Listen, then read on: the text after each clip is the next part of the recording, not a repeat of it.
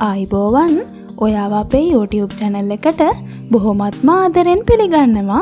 අද අපි රසට banana pancake හදන හැටි කියන්නයි යන්නේ. එහෙනම් අපි බලමු මේ pancake එක හදාගන්නේ කොහොමද කියලා.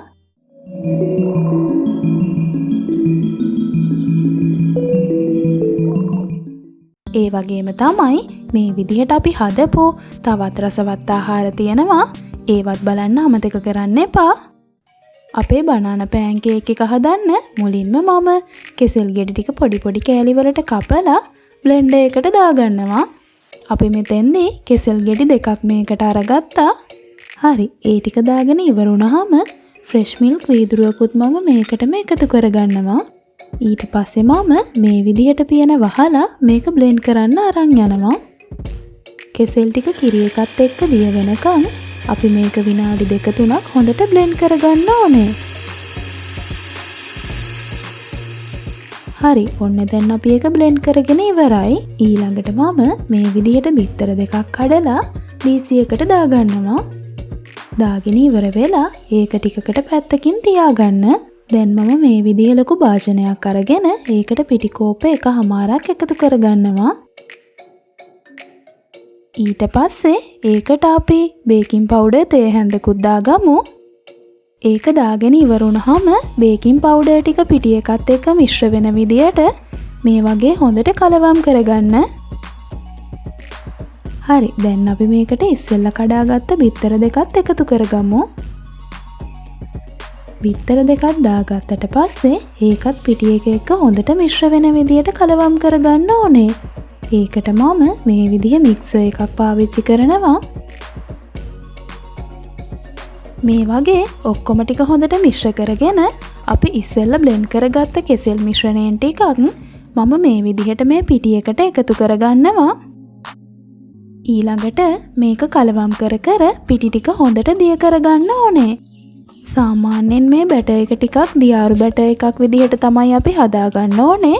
නමුත් බ්ලෙන්ඩ් කරගත්ත කෙසෙල් ටික ඔක්කොම එකපාර මේකට දාගන්නේ නැහැ. ඒකට හේතුව තමයි එහෙම දාගත්තොත් එහෙම පිටි ටික හරියට දිය වෙන්නේ නැතිව කැට කැට හිටින්න පුළුවන්.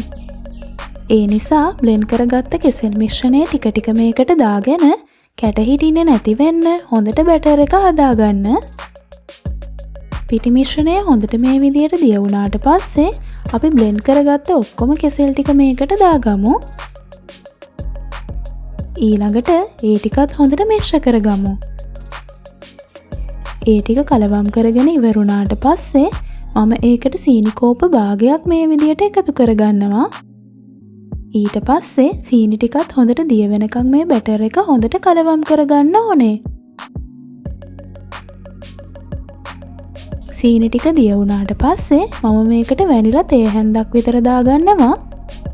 ඊළඟට අපි ඒකත් හොඳට කලවම් කරගමු. හරි, ඔන්න දැන් අපි අපේ බනානා pancake එක හදාගන්න ඕන බැටර් එක හදාගෙන ඉවරයි.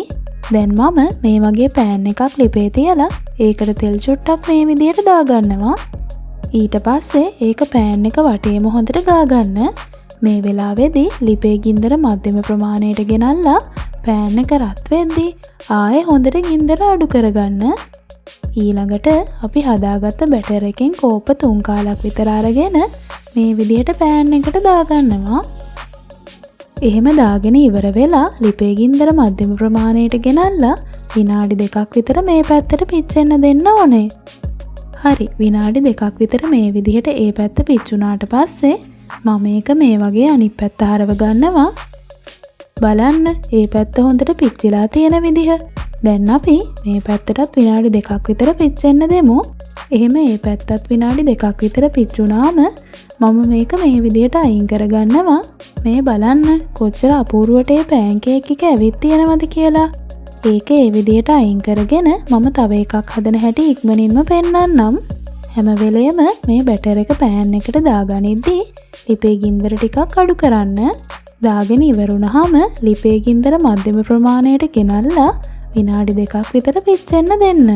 විනාඩි 2කට විතර පස්සේ ඒක මේ වගේ අනිත් පැත්ත හරව ගන්න. එහෙම අනික් පැත්ත හරව ගත්තට පස්සේ පෑන්කේක් එක මේ වගේ පාටට ඇවිත් තිබ්බේ නැත්තම් තවත් ටික වෙලාවක් පැත්තෙන් පැත්ත මාරු කර කර ලිපේ තියාගන්න. හරි, දැන් අපි ඒකත් හදාගෙන ඉවරයි. මම ඒකත් ලිපෙන් අයින් කරගන්නවා. මේ තියෙන්නේ අපි ඒ විදිහට හදාගත්ත රසම රස බනානා පෑන්කේක්. බලන්න යාළුවනේ, අපි හදාගත්ත පෑන්කේක් ටික කොච්චර ලස්සනට කොච්චර අපූර්වට ඇවිත් තියෙනවද කියලා දැක්කමත් කන්න ආස හිතෙනව නේද?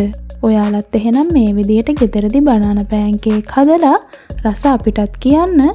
ඒ වගේම ඔයාලගේ වටිනා අදහස් මේ වීඩියෝ එක පහලින් සඳහන් කරන්නත් අමතක කරන්න එපා.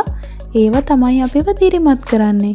එහෙනම් මේ වගේම තවත් රසබර වීඩියෝ එකකින් හමු වෙනකන් ගිහින් එන්නම්.